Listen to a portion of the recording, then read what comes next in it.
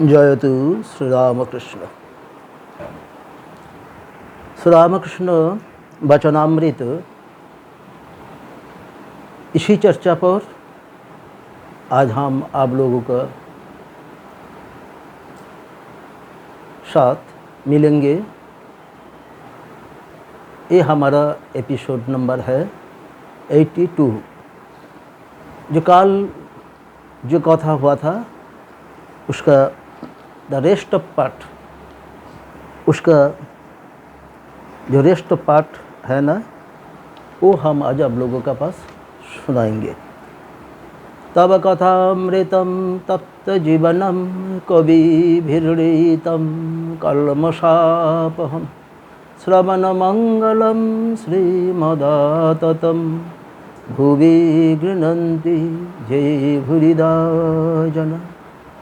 जय ठाकुर। यह सब कुछ हुए है, परंतु मनुष्य में उनका प्रकाश अधिक है। जहाँ शुद्ध सत्व बालकों का स्वभाव है कि कभी हंसता है, कभी रोता है, कभी नाचता है, कभी गाता है। ये प्रत्यक्ष भाव से रहते हैं। ईश्वर बालक जैसा है ना, इसी तरफ होता है। उनका मन में खुश है तो वो हंसता है, वो नाचता है, वो गाना गाते हैं। और मन में दुख आ जाए तो वो लोग रोता है, माँ के पीछे पीछे ढूंढता है। तो ये है बालों का स्वभाव। तो ये ठाकुर जी ने हम लोगों का पास बताया, ईश्वर को पकड़ाएगा तो, ईश्वर को साधना करेंगे तो तुम लोग को पहला बालक होना चाहिए। क्योंकि जो पंचम वर्षीय बालक बालिका होता है, जिसके मन में इतनी सरल होता है, जो मलिनता का कोई दिखाई नहीं मिलता है, ऐसा होना चाहिए। ये बता दिया। बाद में क्या बोला ठाकुर जी ने, क्या बोलते हैं, हम लोग वही पाठ करूँगा। श्री रामकृष्ण अधर का कुशल समाचार ले रहे हैं। हम कल आप लोगों को बताया, अधर सेन डिस्ट्रिक्ट मैजिस्ट्रेट है, इसका उम्र लगभग 30 साल है। उन्होंने बहुत दूर से पैदल में आती है ठाकुर जी के पास। ऑफिस का काम ख़त्म करने के बाद कभी कभी वो पैदल में आता है एवं ठाकुर जी के पास चरण वंदना करने के बाद वहीं पर वो विश्राम लेता है। इतना क्लांत होता है, लेकिन फुर्सत जब मिलता है तब भी आता है ठाकुर जी के पास। इतना भक्ति, इतना आदर, इतना प्रेम, इतना भालोबासा प्रभु का पर उनका था। तो उन्होंने उनका एक दोस्त को ले आया, जिसको बड़ा लड़का का देहांत हो गया। उनका मन में बहुत दुख सा है, क्योंकि बड़ा लड़का उसको उन्होंने छोड़ के चला गया। तो इसी चर्चा पर आगे क्या होता है, हम लोग आगे बढ़ेंगे।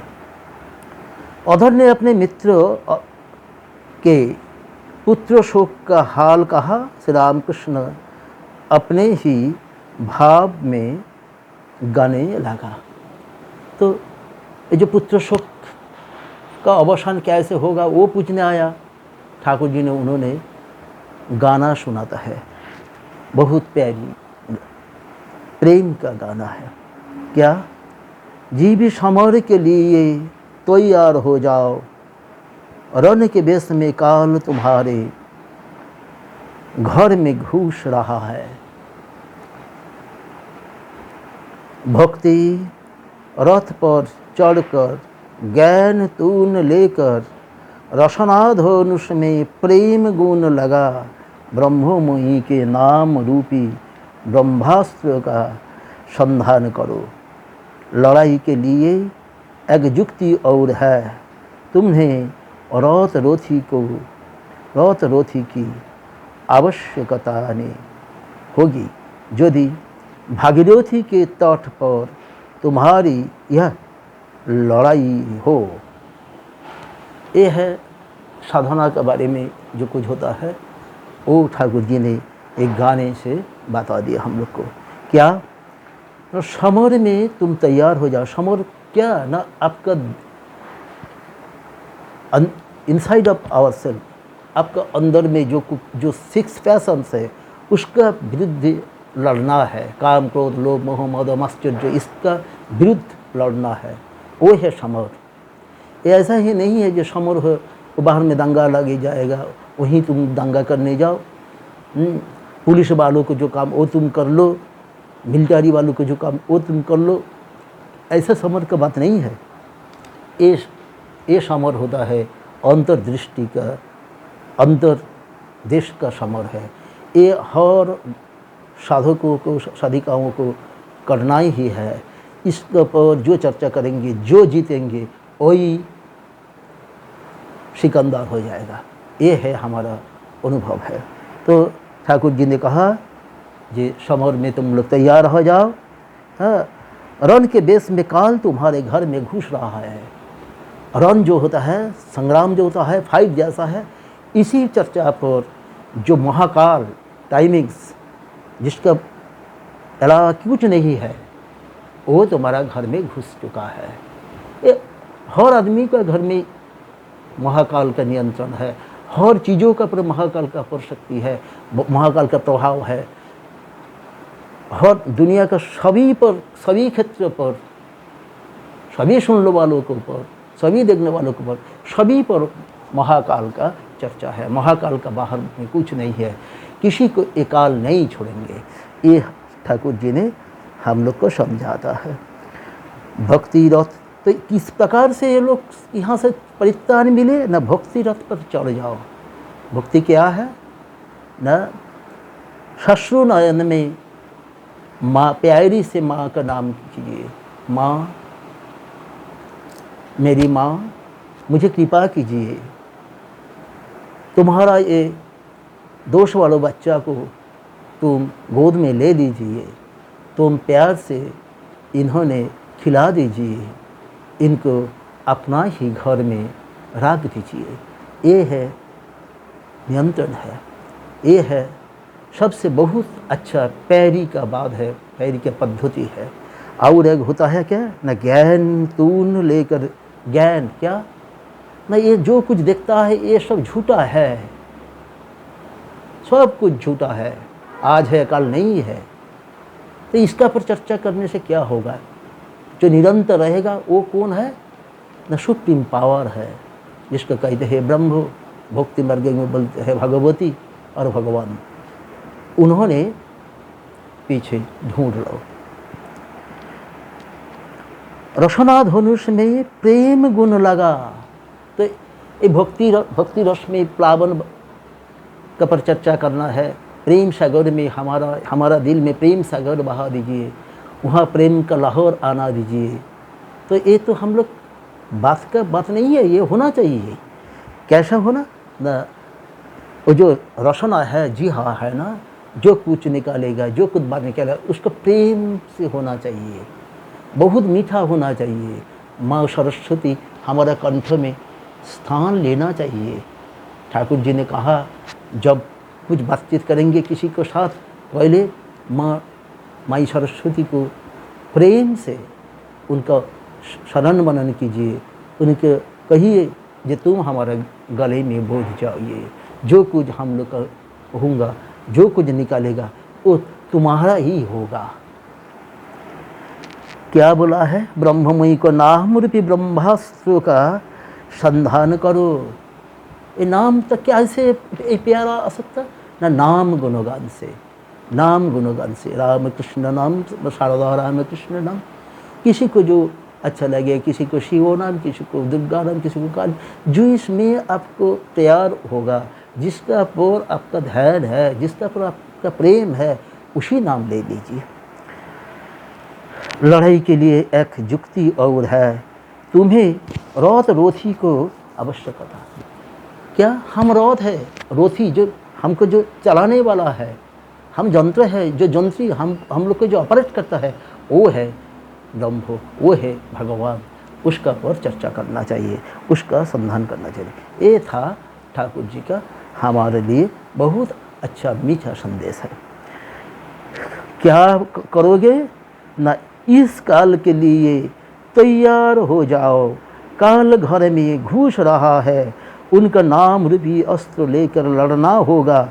करता वो है, मैं कहता हूँ जैसा कराते हो ऐसा ही करता हूँ, जैसा कहते हैं ऐसा ही कहता हूँ। मैं यंत्र हूँ, तुम यंत्री हो, मैं घर हूँ, तुम घर के मालिक है, मैं गाड़ी हूँ, तुम इंजीनियर है। तो जो कुछ कहा ये मुंह में नहीं होना चाहिए। ये हम यंत्र है, यंत्री है हमारा ठाकुर जी, हम रथ है, रथी है हमारा ठाकुर जी। ऐसा ऐसा बातचीत ये सब पढ़ाई लिखाई लोग सब जानते हैं, लेकिन इसको अनुभव होना चाहिए, वो दिल से होना चाहिए, अंदर से होना चाहिए। उसका प्रकाश, वही प्रकाश अंदर से होना चाहिए, तब तो भी इसका जो रिजल्ट है वो आ जाएगा। आम मुख्तार उन्हीं ने बनाओ, काम का भार अच्छे आदमी के देने से कभी अमंगल नहीं होता है। उनकी जो इच्छा वो करे। कि तुम अपना ही नियंत्रण में चल सकता है तो उसका जो कर्मफल होगा, भला होगा तो भला, खराब होगा तो वो तो अपना ही लेना पड़े। लेकिन सब कुछ करने का पहले समर्पण ईश्वर के प्यार में कर दीजिए। देख लीजिए जो कुछ होगा सही होगा, क्योंकि उसका कर्मफल आपका और नहीं आएंगे, क्योंकि काम का जो सब कुछ तो आप लोग समर्पण कर चुका है। इसकी आम मुख्तारी कहते हैं। आम मुख्तारी उन्होंने नहीं देना चाहिए जो खानदानी है। खानदानी आदमी को हम आम मुख्तारी देने से कोई डर नहीं है, क्योंकि वो बहुत जिम्मेदारी है। उनका भूल भाव, भेद भाव टूटा मूटा नहीं हो सकता, वो सही चलेगा। ये ऐसा ही सरेंडर होना चाहिए। ऐसा सरेंडर जो होता है, इसी का प्यार खद में नहीं गिरेगा, इसी का हाल चाल बोल बाल भूल भाल नहीं होगा। यही हमारा ठाकुर जी हम लोगों को बताया। कैसे न शोक भला का कौन नहीं होगा, आत्मा जो हो है ना, रावण मरा तो लक्षण तोड़े दौड़े हुए गए। देखा उसके हाड़ों में ऐसी जगह नहीं थी जहाँ छेद न रहे है।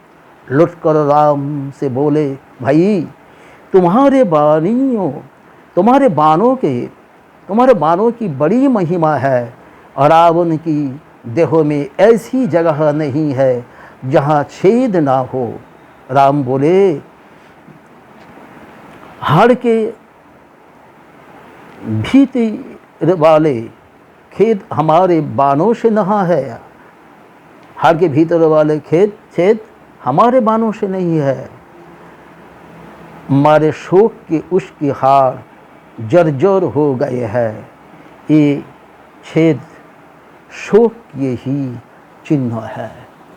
तो रावण मार चुका बाणों से, दौड़ के लक्ष्मण ठाकुर गए हैं वहाँ। यह देखा जो हाड़ है, हाड़ के अंदर अंदर सब फूटा है, छिद्र है, कोई सब भंगूर हो गया। इतना तो ये देख के उनका मालूम होता है ये प्रभु का, राम जी का, राम का भैया का, बड़ा भैया का जो बाणों का तेज है, जो आग है, जो बन्ही है, जो जल शक्ति है, उसी से रावण का जो हड्डी है वो सब ऐसा ही हो गया, भंगुर हो गया। तो उन्होंने बताया राम जी के। राम जी सुन के लखन ठाकुर को कहा, अरे ये नहीं है, ये नहीं है, ये हमारा बाणों का कोई चमत्कार ही नहीं है। वो क्या है ना, उसको